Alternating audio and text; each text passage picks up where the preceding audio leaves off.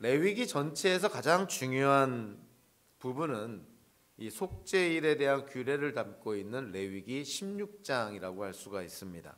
그래서 레위기 27장 전체 구조를 가만히 들여다보면 그 가장 중심에 속죄일에 대한 규례 레위기 16장이 놓여져 있는 것이죠. 속죄일 규례는 레위기의 클라이맥스일 뿐만이 아니라 율법의 지성소로 불릴 정도로 율법의 핵심 장입니다.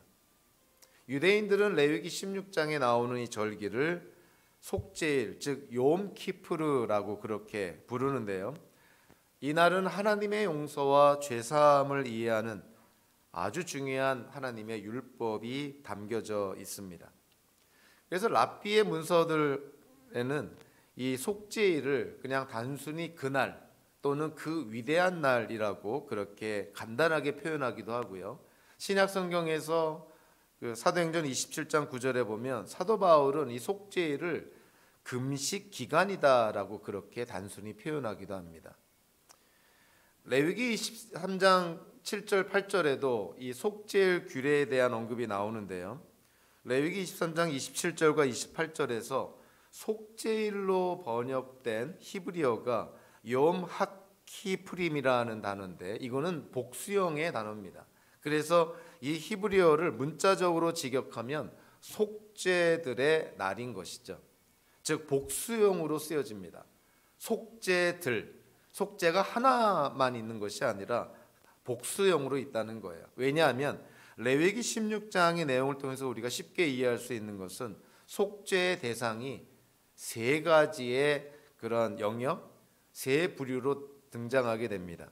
첫째는 대제사장이고, 둘째는 성소고, 셋째는 이스라엘의 회중이기 때문인 것이죠. 그래서 레위기 23장에서 이 속죄일에 대한 문자적인 의미는 속죄들, 대제사장, 성소, 회중을 향한 속죄에 대한 율법이라는 것이죠. 그러나 그것을 이제 편하게 그냥 복수형으로 표현하지 않고 그냥 속죄의 날, 속죄일 이렇게 표현한 것입니다. 레위기 16장의 내용을 간단하게 우리가 요약해 보면 평소에는 어느 누구도 출입할 수 없는 지성소에 이 속죄일에는 대제사장이 평상시와 다른 의복을 입고 들어갑니다. 대제사장은 제물로 잡은 숫소와 순년소의 피를 들고 들어가서 법궤, 즉 언약궤를 덮고 있는 그 속죄소 덮개에다가 그 피들을 뿌립니다. 그리고 그 다음에는 미리 준비되어 있던 살아있는 다른 순념소에 두 손을 얹어서 아론 대제사장과 그리고 이스라엘 회중의 죄를 그 염소에게 전가시키고 그 염소를 광야에 가서 풀어 놓아줍니다. 이것이 속죄일의 레위기 16장에 나와 있는 일반적인 그리고 간략한 요약이라고 볼 수가 있습니다. 자, 오늘 우리가 그 레위기 16장 가운데서 1절부터 10절까지의 내용은요, 레위기 16장 전체에 대한 또 간략한 개관이다라고 볼 수가 있습니다. 우리는 먼저 속죄일이 주어지는 배경을 좀 살펴볼 필요가 있는데요. 1절과 2절을 통해서 보면 두 가지의 배경을 우리가 알 수가 있습니다. 첫째는 이스라엘 공동체 안에 일어났던 한 사건을 통해서 알 수가 있는데 1절에 이렇게 말합니다. 아론의 두 아들이 주님 앞에 가까이 갔다가 죽은 일이 있다. 그들이 그렇게 죽은 뒤에 주님께서 모세에게 말씀하셨다. 즉 레위기 16장의 말씀은 아론의 두 아들이 하나님의 심판으로 죽임을 당한 사건과 연결되어 있다는 것이죠. 물론 두 아들이 죽은 것이 속죄일이 주어진 원인이라고 볼 수는 없지만 두 아들이 죽은 사건과 분리해서 생각할 수는 없는 것이죠. 레위기 10장 1절 3절에 보면 우리가 이미 그 본문에서 다뤘지만요. 아론의 두 아들이 어떻게 죽었는지에 대해서 레위기 10장은 이렇게 말합니다. 아론의 아들 가운데서 나답과 아비후가 제각기 자기의 향로를 가져다가 거기에 불을 담고 향을 피워서 주님께로 가져갔다. 그러나 그 불은 주님께서 그들에게 명하신 것과는 다른 금지된 불이다. 주님 앞에서 불이 나와서 그들을 삼키니 그들은 주님 앞에서 죽고 말았다. 대제사장인 아론의 두 아들, 즉 제사장들인 나답과 아비후가 하나님께서 명하신, 하나님께서 제정하여 주신 방법대로 하나님께 불을 가지고 간 것이 아니라 오히려 하나님이 금지된 불을 이들이 자기들 마음대로, 자기들 마음 내키는 대로 하나님께 가져갔다가 하나님께 심판을 받아서 죽게 된 것이죠. 그러니까 성소, 더 나아가서 지성소가 사실은 이들의 죽음으로 말미암아 더러워진 것입니다. 시체가 부정한, 하나님께 부정한 것으로 여겨지니 아론의 두 아들 나답과 아비후가 죽었으니 그들이 죽음으로 말미암아 그 장소가 더러워진 것이죠. 그러니까 하나님의 성소가 더러워진 것이에요. 그래서 죽음으로 오염된 성소를 다시 정결하게 할 필요가 있습니다. 하나님께서 임재하시는 장소가 더러워졌다면, 오염됐다면, 죄로 물들었다면, 부패되고 타락한다면 거룩하신 하나님이 그곳에 계실 수가 없는 것이죠.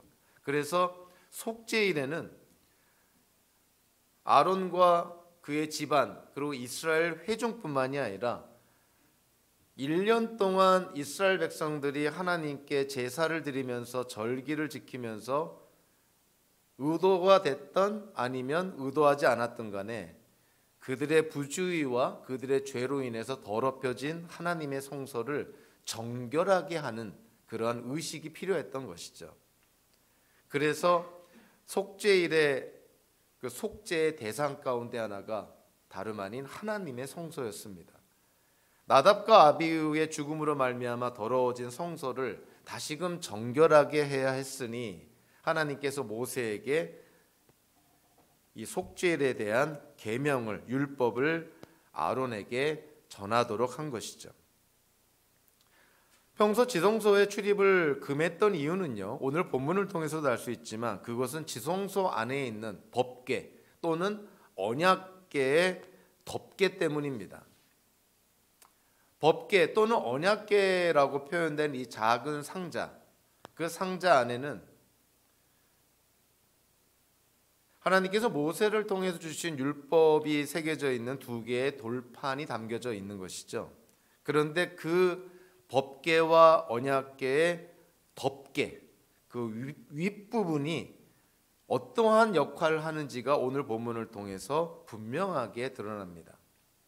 그것은 단지 언약궤와 법궤의 그냥 덮개, 뚜껑의 역할을 하는 것이 아니라 사실은 그곳을 통해서 하나님의 용서와 죄사함이 일어난다는 거예요. 그래서 법궤의 덮개를 히브리어로 카포레트라고 이렇게 표현하는데 우리 한글 성경에서는 그거를 속죄소 또는 속죄판 또는 시은좌라고 그렇게 묘사를 합니다. 그 법궤의 뚜껑이 하나님의 은혜와 자비가 내려지는, 그래서 하나님의 용서와 하나님의 죄사함이 베풀어지는 장소가 바로 그 법궤의 뚜껑, 법궤의 덮개, 속죄소, 시은좌라는 것이죠. 사실 속죄일이라는 그러한 의미로 번역이 된 욤 키프르라는 단어의 히브리어, 그 키프르, 즉 덮다, 뚜껑이라는 그러한 의미가 어떠한 단어에서 나오냐면 덮다라는 키페르라는 히브리어 동사로부터 나오게 됩니다. 그러니까 이 속죄일이라는 의미가 바로 이 덮다라는 그러한 의미를 지금 내포하고 있는 것이에요. 그러니까 이 법궤, 언약궤의 그런 뚜껑, 그 덮개에서 이스라엘 백성들의 죄를 덮어 하나님께서 죄사함을 허락하신다는 것이죠. 그래서 이 법궤, 언약궤의 뚜껑, 덮개를 속죄소, 시은좌라고 그렇게 묘사를 합니다. 이 카포레트라는 히브리어를 이 속죄소, 시은좌라고 이렇게 번역을 하는데, 이 레위기를 헬라어로 번역한 70인역 성경에 보면요, 이 카포레트라는 법궤의 덮개를 어떠한 단어로 헬라어로 번역을 하냐면 속죄의 도구라는 그러한 의미를 갖고 있는 힐라스테리온이라는 헬라어를 사용을 합니다. 그리고 영어의 그 영어 번역본들, 영어 성경들 대부분 우리가 많이 의지하고 있는 ESV 영어 성경 같은 데를 보더라도 이 법궤의 덮개를 mercy seat, 즉 자비의 보좌라고 그렇게 묘사를 합니다. 그러니까 성막의 기구들 가운데서 언약궤의 뚜껑에 해당되는 법궤의 덮개가 하나님의 임재를 직접적으로 상징하는 장소이자 이 성막의 기구라는 것이죠. 그래서 언약궤의 덮개, 즉 법궤의 덮개 앞에 선다는 것은 곧 하나님 앞에 선다는 것을 의미하는 것이에요.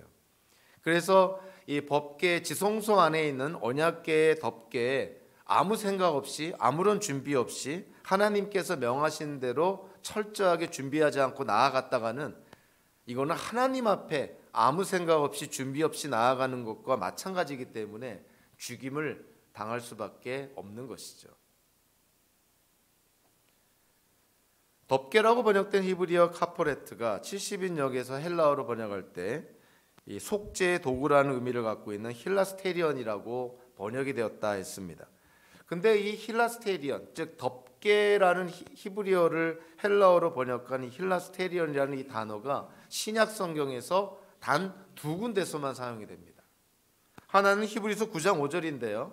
히브리서 9장 5절에서는 역시 그 지성소 안에 있는 언약궤에 대해서 묘사합니다. 성경은 이렇게 말하고 있죠. 그리고 그 언약궤 위에는 영광에 빛나는 그룹들이 있어서 속죄판, 즉 법궤의 덮개를 말합니다. 속죄판 또는 시윤자, 속죄판을 그 날개로 내리 덮고 있었습니다. 히브리서 기자도 그 언약궤에 대한 이런 묘사를 합니다. 그 언약궤 위에는 영광이 빛나는 천사들 그룹들이 이렇게 있고 그 속죄판, 즉 죄의 용서와 죄사함이 일어나고 있는 하나님의 은혜와 자비의 장소라 할 수 있는 속죄판 시윤자를 그 그룹들 천사들의 날개가 이렇게 내리덮고 있었다. 이러한 모양으로 묘사를 하고 있는 것이죠. 신약 성경에서 히브리서 9장 5절 말고 또 유일하게 이 법궤의 뚜껑 덮개를 의미하는 힐라스테리온이라는 이 헬라어가 사용된 곳이요. 로마서 3장 25절입니다.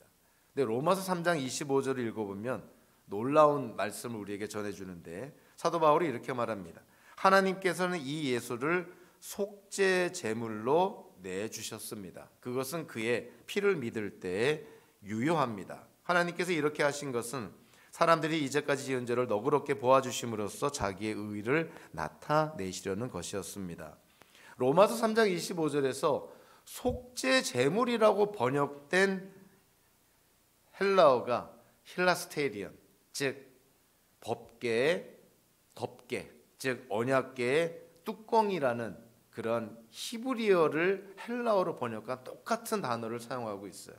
그러니까 이것이 우리에게 주는 의미가 뭐냐면 새 번역에서는 이 단어를 속죄 제물로 번역을 했지만 오늘 본문과 견주어서 우리가 이해를 한다면 예수님이야말로 죄 사함과 죄 용서가 일어나는 법궤의 덮개라는 거예요.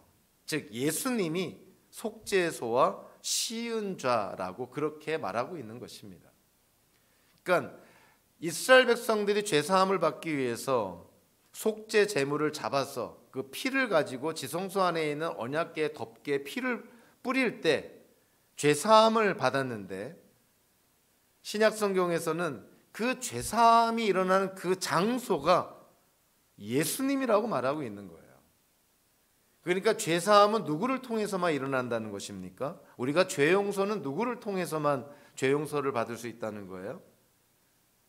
예수 그리스도를 통해서만이 죄사함과 죄 용서를 받을 수 있다는 거예요. 예수 그리스도를 통하지 않고는 죄사함과 죄 용서는 일어나지 않는다는 것입니다.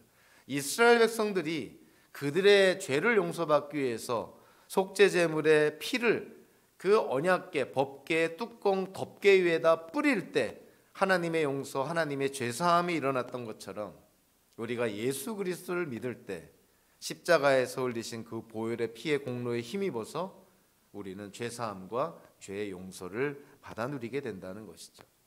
그러니까 예수님은 대제사장이셨을 뿐만이 아니라 실제로 속죄 제물이셨을 뿐만이 아니라 죄 용서와 죄 사함이 일어나는 장소인 속죄소 시은좌이기도 하셨다는 거예요. 그러니까 예수 그리스도를 통하지 않고는 죄 용서와 죄 사함이 일어나지 않는다는 것이죠. 우리가 왜 예수님을 믿어야 합니까? 꼭 예수님을 믿어야만 됩니까? 예수님을 믿지 않고도 우리가 죄 사함을 받을 방법이 없습니까? 우리가 좀 노력하면 안 될까요? 선행을 하고 공로를 쌓고 하다못해 하나님의 나라를 위해서 우리가 뭔가를 드리고 그러면 되지 않을까요?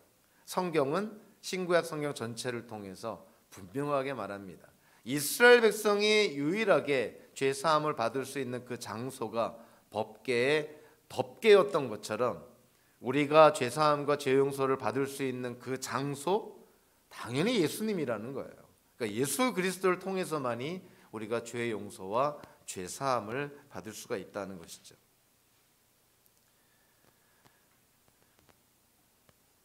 오늘 보면 3절부터 5절까지는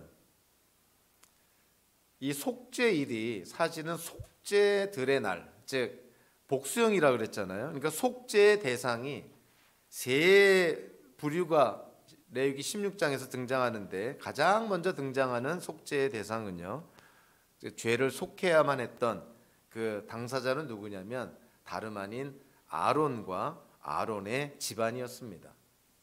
이스라엘 백성들에게 있어서 아론은 대제사장이었죠. 종교 지도자였습니다. 가장 중요한 그러한 영적 지도자의 역할을 아론이 감당했는데 오늘 본문을 통해서 보니까 하나님께 죄사함과 죄 용서를 받기 위한 자기의 죄를 속죄받기 위해서 제일 먼저 나와야 될 사람이 아론과 그의 집안이었다는 거예요. 아론이 먼저 자기의 죄를 용서받고 자기의 죄 문제가 해결이 돼야 회중을 위해서 하나님께 죄 용서와 죄 사함을 구할 수가 있게 되었다는 것이죠. 그러니까 자기의 죄 문제가 해결되지 않은 상태에서 이스라엘의 회중의 죄 용서를 위해서 하나님께 구할 수가 없었던 것입니다. 그래서 3절에 보면 이렇게 말하고 있죠. 아론이 거룩한 곳으로 들어가려고 할 때에는 다음과 같이 하여야 한다. 여기서 거룩한 곳이라고 번역된 단어가 성소를 가리키는 단어이긴 한데 레위기 16장이라는 문맥을 통해서 보면 여기서 거룩한 곳은 성소가 아니라 지성소를 가리킵니다. 즉 휘장 안쪽에 있는 성소와 지성소를 나누는 그 휘장 안쪽에 있는 거룩한 곳, 즉 아론이 대제사장으로서 속죄일에 지성소에 들어가려고 할 때에는 3절부터 5절까지 나와 있는 이러한 준비 사항들을 철저히 지켜야 된다는 거예요. 대제사장인 아론이 먼저 모범을 보여야 되고 이스라엘 백성들한테 어떻게 해야 하나님께 죄사함을 받을 수 있는지 그 아론과 그의 집안이 먼저 모범을 보여야 된다는 것이죠. 그래서 3절 후반부에 보면 아론이 먼저 자기와 자기 집안의 속죄 제물로서 무엇을 준비해야 된다고 말하고 있냐면 숫송아지 한 마리를 속죄 제물로 바쳐야 되고 또 순양 한 마리를 번제물로 바쳐야 된다. 이것은 단순히 아론과 아론 집안만을 위해서입니다. 그러니까 대제사장이 먼저 속죄를 받아야 된다는 것이죠. 그리고 나서 5절에 보니까 이렇게 말합니다. 그런 다음에야 이스라엘 자손의 회중이 속죄 제물로 바치는 순염소 2마리와 번제물로 바치는 순양 1마리를 받을 수 있다. 아론과 아론의 집안을 위한 속죄 제물과 번제물을 바친 이후에야 이스라엘 회중을 위한 속죄 제물과 번제물을 바칠 수 있다는 거예요. 그러니까 아론이 먼저 그 아론과 그의 집안이 먼저 속죄를 해야 된다는 것이죠. 4절 전반부에 보면 아론이 아론과 그의 자기 집안의 속죄를 위해서 속죄 제물 번제물만 준비하는 것이 아니라 아론의 복장까지도 자세하게 언급이 됩니다. 4절 전반부에 보면 대제사장이 입어야 될 4종류의 옷을 언급하고 있는데요. 속옷과 홑옷과 띠와 관을 언급을 합니다. 속죄일에 아론이 입어야 될 그런 의복들은 다 모시로 만들어졌어요. 가늘게 꼰 배실. 우리 이전 성경에서는 세마포라는 표현을 쓰죠. 아주 가늘게 꼰 배실, 즉 모시로 만든 옷들을 이 아론이 입어야 됐다는 거예요. 출애굽기나 또 레위기를 통해서 보면 대제사장은 하나님께서 대제사장만이 입을 수 있는 특별한 예복을 규정해 줍니다. 그래서 대제사장이 입는 옷은 굉장히 화려한 옷이었어요. 누가 보더라도 금방 알 수 있는, 대제사장이구나. 멀리서 보더라도 저 사람이 대제사장인 것을 쉽게 알 수 있을 정도로 굉장히 구별된 화려한 아주 좋은 옷을 입었습니다. 자, 그런데 속죄일에 아론이 지성소에 들어갈 때는 평상시에 있는 대제사장의 예복을 벗어버리고요. 대신에 가장 수수하다고 표현해야 될까요? 가장 평범하다고 표현해야 될까요?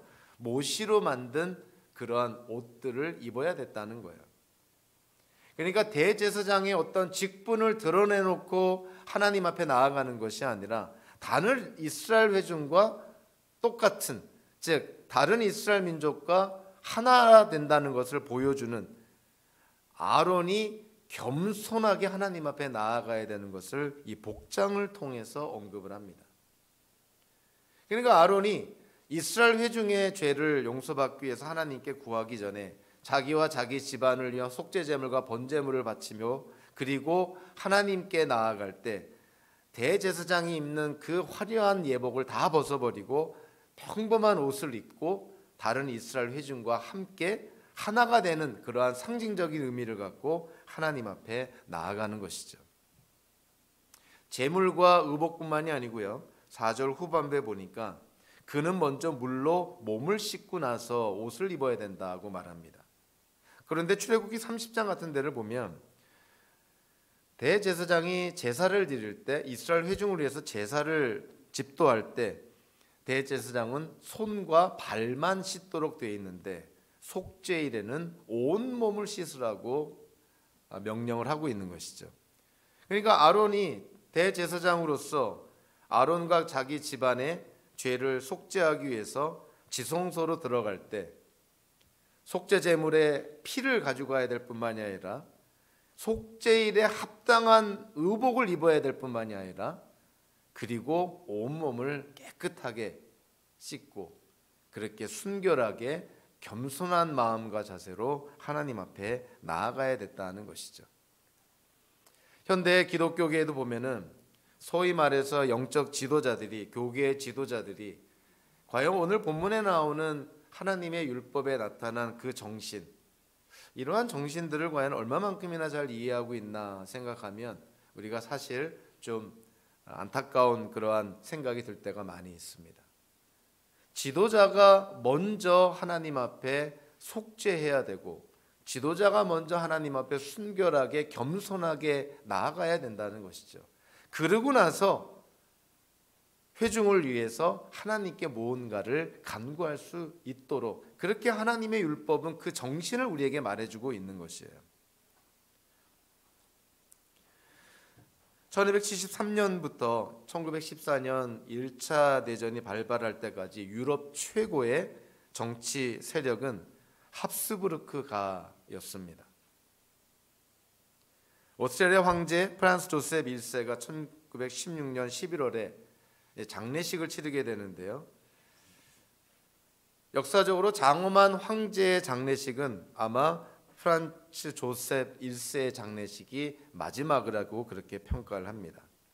합스부르크가의 사람들은요, 그들이 죽으면 어디에다가 그들의 시신이 묻혔냐면 비엔나 카푸친 수도원의 지하에 있는 가족 묘실에 그들의 시신이 이렇게 잠들어 있게 됐는데요. 이 프란츠 조셉 1세의 장례식 때도 마찬가지로 이 관을 끌고 가서 그 비엔나 카푸친 수도원 지하에 있는 가족 묘실에게 거기에 매장을 하려고 이렇게 수도원에 찾아가게 됩니다. 장례 행렬을 맡은 책임 관리인은 궁정의정관이었는데 그는 그 가족 묘실이 있는 그 문 앞에 다가가서 자기의 의장검으로 문을 몇 차례 두들기고 나서 문을 열라고 호령을 합니다. 근데 그 문 건너편에 누가 있었냐면은 다름 아닌 비엔나 추기경 겸 대주교가 그 문 건너편에 있었던 것이죠. 그래서 추기경이 묻습니다. 이미 다 알고 있죠. 누구의 시신이 지금 가족 묘실에 지금 안치되려고 하는지 이 추기경 대주교는 이미 다 알고 있습니다. 그럼에도 불구하고 질문을 합니다. 누가 들어오려고 하오? 라고 질문을 합니다. 그랬을 때 그 궁정의정관이 그 황제 프란스 조셉 1세에 대해서 이렇게 말합니다. 여기 모셔온 유해의 주인공은 황제 프란스 조셉 1세 각하로서 그분은 하나님의 은혜를 따라 오스트리아의 황제, 헝가리의 왕이 되었고 믿음의 사도요 수요자였으며 보헤미아 모라비아의 군주요 롬바드리 베네치아 스티르기아의 대공이었으며 이렇게 황제 프란스 조셉 1세에 대해서 묘사를 합니다. 무려 37가지의 칭호들을 나열을 하게 됩니다. 그런데 뜻밖에도 철문 저쪽 편에 있는 추기경의 대답이 들려옵니다. 우리는 그런 사람을 알지 못하오. 누가 들어오려 하오? 다시 질문을 합니다. 그러자 뭔가 상황이 좀 긴박한 좀 비상 상황임을 이 궁정의정관이 깨닫게 됩니다. 그래서 이 프란스 조셉 1세 황제의 칭호의 수를 대폭 줄여서 여기 모셔온 유해의 주인공은 오스트리아의 황제요 헝가리의 왕인 프란스 조셉 1세 각하입니다. 이렇게만 묘사를 합니다. 그런데 추기경의 대답은 첫 번째와 똑같았습니다. 우리는 그런 사람을 알지 못하오.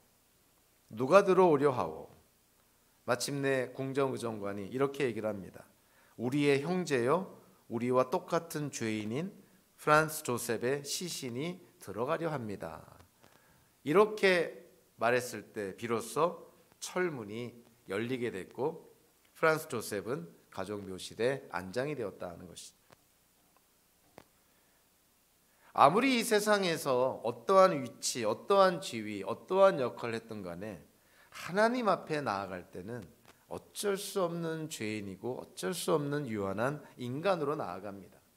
아무리 아론이 이스라엘 회중에서 대제사장이라는 영적 지도자의 위치와 영적 지도자의 역할을 감당했지만 자기의 죄를 속죄받기 위해서 하나님 앞에 나아갈 때는 대제사장의 지위가 아니라 죄인의 입장에서 하나님 앞에 나아가는 것이죠. 그러니까 보통 사람의 죄 사함을 받기 위해서나 대제사장의 죄 사함을 받기 위해서나 하나님의 은혜와 자비가 없으면 불가능하다는 거예요. 그래서 사도 바울도 로마서 12장 1절에서 로마의 기독교인들에게 여러분의 삶을 하나님께 산제물로 드리십시오. 기독교인들의 삶이 하나님께 산제물로 드려질 수 있는 이유가 뭐냐면 12장 1절에서 이렇게 말하는 것이죠. 하나님의 자비하심 때문이라는 거예요. 우리의 삶이 하나님께 제물로 드려질 수 있다. 하나님이 우리의 삶을 산제물로 받아들이신다는 것은 우리의 삶이 그만큼 완전하고 완벽하고 다른 사람들의 삶에 비해서 탁월하게 뛰어났기 때문이 아니라 부족하고 불완전하고 어떤 때는 죄로 물든 우리의 삶이지만 우리를 향한 하나님의 자비하심 때문에 우리의 삶을 하나님이 제물로 받아들인다는 거예요. 그러니까 저와 여러분들이 기독교인으로 이 땅을 산다는 것, 우리의 삶이 하나님께 예배가 되고 우리의 삶이 하나님께 산제물로 드려질 수 있는 것은 뭐 우리가 어떤 잘나서가 아니라 하나님이 우리를 긍휼히 여겨주시고 자비롭게 대해주시기 때문에 저와 여러분들의 삶이 또 우리가 이 시간 드려지는 이 예배가 하나님께 상달이 되는 것입니다. 아론이 아무리 대제사장이라 하더라도 아론도 그의 죄를 속죄하기 위해서는 하나님 앞에 죄인으로 나아가야 되는 것이죠. 오늘 보면 6절부터 10절까지는 이 속죄일에 이제 대제사장이 해야 될 일들에 대해서 요약했는데요. 오늘 6절에 보면 다시 한번 이렇게 아론과 그의 집안에 대한 언급이 나옵니다. 아론은 자신을 속하는 속죄 제물로 수소를 바쳐 자기와 자기 집안의 죄를 속하여야 한다. 일단 아론이 먼저 자기와 자기 집안의 하나님께 지은 죄를 속해야 된다는 것이죠. 자, 그리고 나서 7절부터 10절까지 이제 이스라엘 회중을 향한 대제사장 아론이 해야 될 일이 언급이 되어 있습니다. 이스라엘 회중은요, 그들의 죄를 속죄받기 위해서 속죄 제물로 2마리의 순염소를 준비해 놓습니다. 그 2마리의 순염소 중에 제비를 뽑아서 한 마리는 하나님께 제물로 바치고 한 마리는 광야로 내보낸다는 거예요. 그러니까 한 염소는 죽임을 당해서 지성소 안에 있는 법궤 덮개에 그 피가 뿌려질 것이고, 또 다른 염소는 이스라엘 회중의 죄를 정가받고 광야로 내보낸다는 것이죠. 9절에 보니까 아론은 주의 몫으로 뽑힌 순염소를 끌어다가 속죄 제물로 바치고, 즉 그 순염소를 죽여서 그 피를 가지고 지성소 안에 들어가 법궤 덮개 위에 그 피를 뿌림으로 말미암아 이스라엘 회중의 죄를 용서받도록 했다는 거예요. 그런데 그뿐만이 아니라 순염소가 2마리가 준비가 됩니다. 한 마리는 죽임을 당해서 피뿌림을 당하게 되지만 또 한 마리는 10절에서 뭐라고 말하고 있냐면, 이미 8절에서도 언급을 하고 있죠. 주에게 바칠 염소와 아사셀에게 바칠 염소. 10절에서 아사셀의 몫으로 뽑힌 순염소는 산채로 주 앞에 세워두었다가 속죄 제물을 삼아 빈들에 있는 아사셀에게 보내야 한다. 순염소 한 마리는 죽여서 그 피를 지성소 안에 있는 덮개에 뿌림으로 말미암아 이스라엘 백성들의 죄를 용서를 받았는데, 또 한 마리의 순염소는요, 죽이지 않고 산채로 이스라엘 회중들의 죄를 그 순염소, 살아있는 순염소에 전가를 시켜서 그 순염소를 아사셀에게 보냈다는 거예요.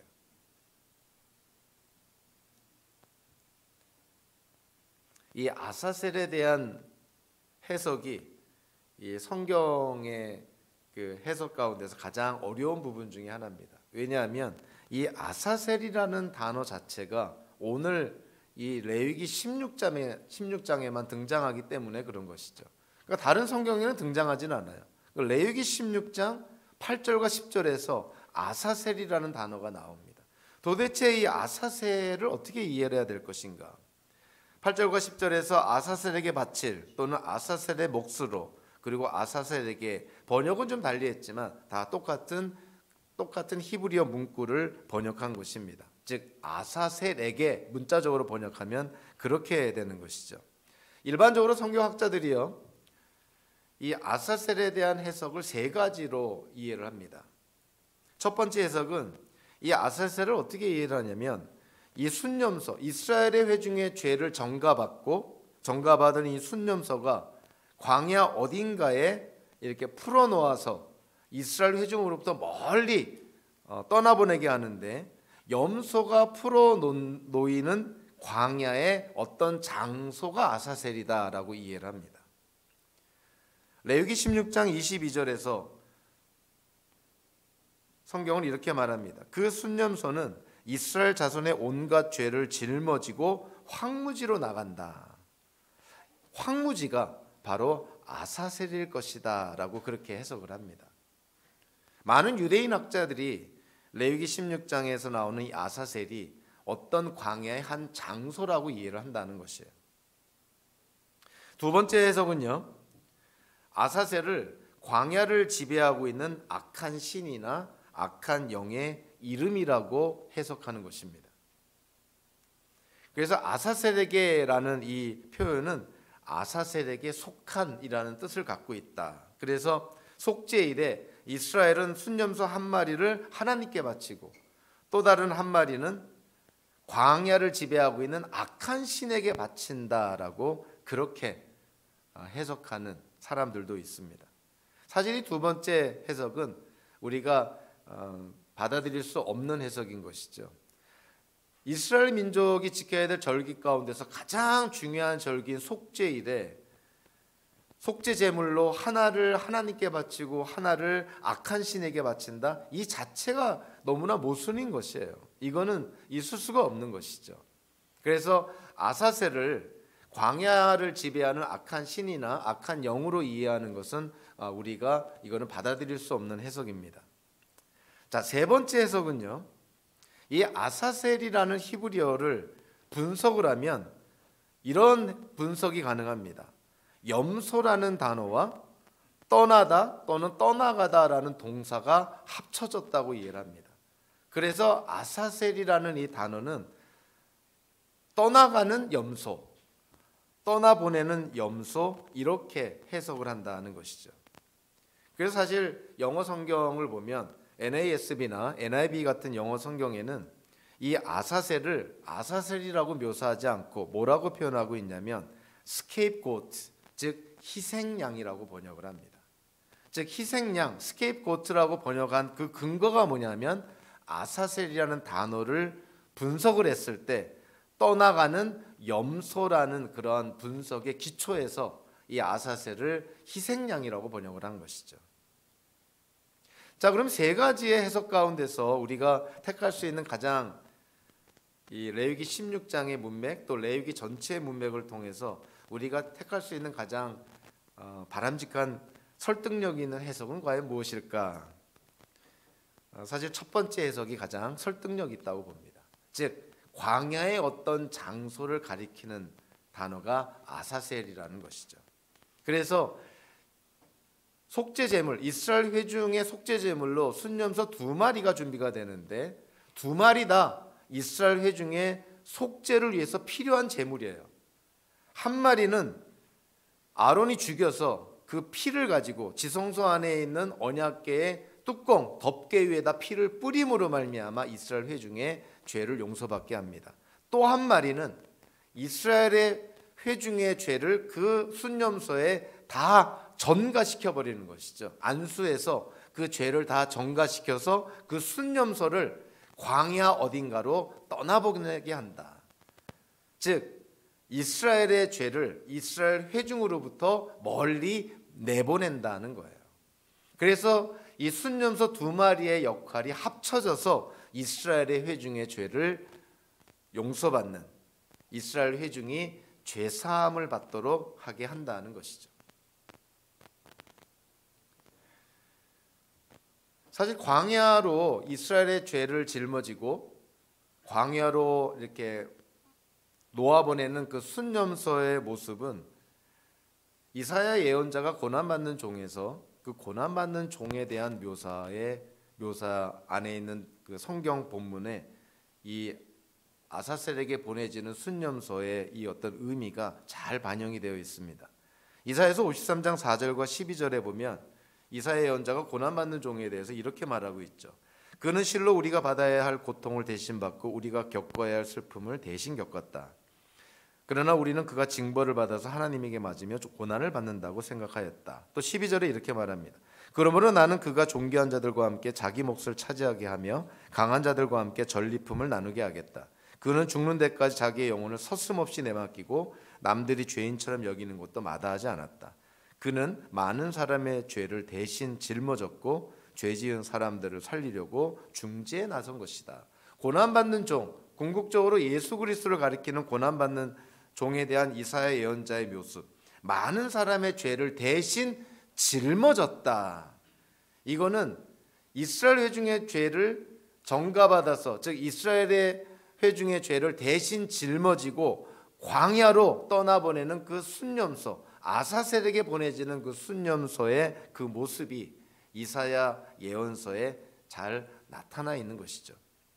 마찬가지로 세례 요한도요, 세례 요한에게 세례를 받으러 나오는 예수님을 향하여서 이렇게 말합니다. 보시오, 세상 죄를 지고 가는 하나님의 어린 양입니다. 예수님께서 세상 죄를 짊어지시고 가신다. 우리의 죄를 짊어지시고 예수님이 가신다.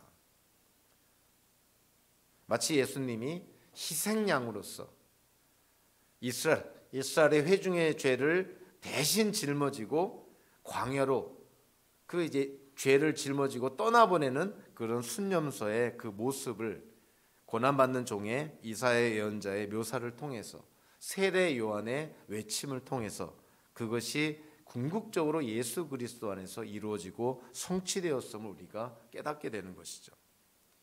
오늘 본문에서 이 레위기 16장 1절부터 10절까지 본문에서 우리는 정말 예수 그리스도 안에서 이루어지고 성취된 하나님의 율법, 너무나 명백한 하나님의 율법을 보게 됩니다. 이스라엘 민족 아론과 그의 집안뿐만이 아니라 이스라엘 민족, 이스라엘 자손, 이스라엘의 회중의 죄가 용서받는 장소, 즉 지성소 안에 언약궤의 덮개, 즉 언약궤의 뚜껑, 속죄소, 속죄판, 시은자라고 알려진 그 덮개, 거기서 죄 용서, 죄사함이 일어나는데 사도 바울은 그 죄사함이 일어나는 장소가 곧 예수 그리스도라고 얘기했던 것이죠. 이스라엘의 회중의 죄를 대신 짊어지고 광야로 보내지는 속죄제물로서의 그 순념소, 그 순념소의 그 속성, 그 순념소의 역할은 궁극적으로 예수 그리스도를 통해서 이루어지고 성취가 됩니다. 세상 죄를 짊어지신, 좀 더 정확하게 말하면 저와 여러분들의 죄를 짊어지신, 우리의 죄를 짊어지시고 속죄제물이 되신 예수 그리스도 안에서 아사셀에게 광야로 내어보내지는 순념소의 모습이 온전히 이루어지고 성취가 되는 것이죠. 우리의 죄의 사함과 죄의 용서가 일어나는 속죄소와 시은자가 바로 예수 그리스도이시고요, 저와 여러분들의 죄를 전가받아서 대신 죄를 짊어지시고 속죄제물이 되신 예수 그리스도를 통해서 저와 여러분들의 죄는 용서받을 수가 있습니다. 왜 우리가 예수님을 믿어야만 됩니까? 아무 생각 없이 예수님을 믿어야 죄사함을 받는다, 이런 어떤 단순한 이해보다는 레위기 16장에 나와 있는 궁극적으로 예수 그리스도를 통해서 이루어지고 성취되는 하나님의 율법을 통해서 우리는 예수님만이 우리를 용서하실 수 있는 유일한 근거가 되고 유일한 장소가 되고 유일한 통로가 된다는 거예요. 예수님을 믿음으로 우리가 죄사함을 받는 것은 선택적이지 않습니다. 유일한 방법인 것이에요. 예수 그리스도 안에 생명이 있는 것이죠. 예수 그리스도 안에만 죄사함이 있습니다. 특별히 오늘 이 속죄에 관한 이 하나님의 계명과 규례와 율법을 통해서 정말 우리가 예수 그리스도를 믿음으로 말미암아 우리에게 일어난 하나님의 죄사함과 용서에 대한 확신을 갖고 저와 여러분들이 하나님의 백성으로 주어진 날들을 살아가시기를 주님의 이름으로 축원합니다. 기도하겠습니다. 사랑의 하나님, 감사합니다. 이스라엘 백성이 1년 동안 지은 모든 죄, 더러워진 성소를 속죄하기 위해서 속죄일이라는 그런 규례를, 그 명령을, 율법을 지켜 행합니다.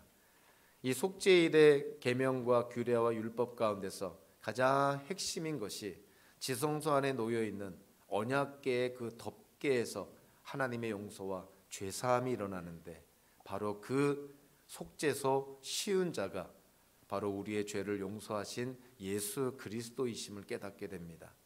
이스라엘 회중의 죄를 짊어지고 광야로 떠나보내졌던 그 순념소가 궁극적으로 세상 죄를, 아니 우리의 죄를 짊어지시고 속죄제물이 되어주신 예수 그리스도 안에서 또 다 이루어지고 성취가 되었음을 깨닫게 됩니다. 정말 오늘 아침 하나님을 예배하는 우리 모두는 이미 하나님의 긍휼과 자비하심 가운데 하나님의 용서의 은혜를 이미 누리고 이미 확신하며 이 땅을 살아가는 주의 자녀들입니다. 주어진 날들을 살아나아갈 때 이 하나님의 은혜와 자비를 기억하면서 모든 일에 하나님의 영광을 드러내는 하나님의 자녀의 삶을 살게 하여 주시옵소서. 예수님의 이름으로 기도하옵나이다. 아멘.